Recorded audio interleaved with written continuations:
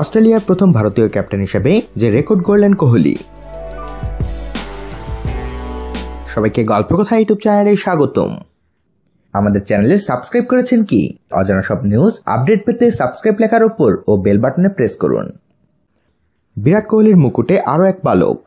15 জানুয়ারি অ্যাডিলেডে একদিনের সিরিজের দ্বিতীয় ম্যাচে প্রথম ভারতীয় ক্যাপ্টেন হিসেবে অস্ট্রেলিয়ার মাটিতে একদিনের ক্রিকেটে সেঞ্চুরি করলেন তিনি, যা ভারত অস্ট্রেলিয়া ওয়ানডে সিরিজে সমতা ফেরালো। এর আগে ডন ব্র্যাডম্যানের দেশে কোনো ভারতীয় অধিনায়কের একদিনের ক্রিকেটে সবচেয়ে বেশি রানের রেকর্ড ছিল মোহাম্মদ আজহারউদ্দিন ও সচিন টেন্ডুলকারের। 1992 সালে ব্রিসবেনে বিশ্বকাপে গ্রুপের ম্যাচে অস্ট্রেলিয়ার বিরুদ্ধেই আজহার করেছিলেন 93 রান।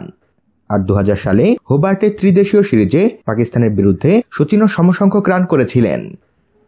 মূলত কোহলির ক্যারিয়ারের 39তম শতরানের দাপটেই 299 রানের জয়ের লক্ষ্যে 4 উইকেট হারিয়ে পৌঁছে গেল ভারত।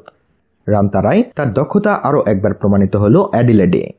একদিনের ক্রিকেটে এই নিয়ে তার 32 সেঞ্চুরি অবদান রাখল দলের জয়ে। কোহলির সামনে রয়েছেন শুধু সচিন টেন্ডুলকার। লিটল চ্যাম্পিয়নের 33 শতরান দলের জয়ে কাজে এসেছিল। অস্ট্রেলিয়ার মাটিতে সব ফরম্যাট মিলিয়ে কোহলির সেঞ্চুরির সংখ্যা এখন 11। এটাও রেকর্ড।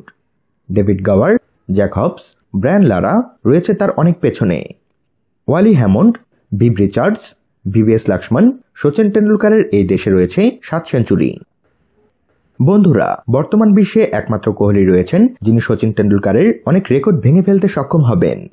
এখনই তাকে অনেকেই কিংবদন্তির কাতারে ফেলতে বিন্দুমাত্র দ্বিধাবোধ করেন না। মূলত ক্রিকেট নিয়ে কোহলির একাগ্রতা তাকে অন্য উচ্চতায় নিয়ে যাবে, এমনটাই মত ক্রিকেট বিশেষজ্ঞদের। তো বন্ধুরা, এসব বিষয়ে আপনাদের মতামত জানিয়ে দিন আমাদের কমেন্ট বক্সে। আর ভিডিওটিতে লাইক ও শেয়ার দিয়ে আমাদের সাথেই থাকুন। ধন্যবাদ।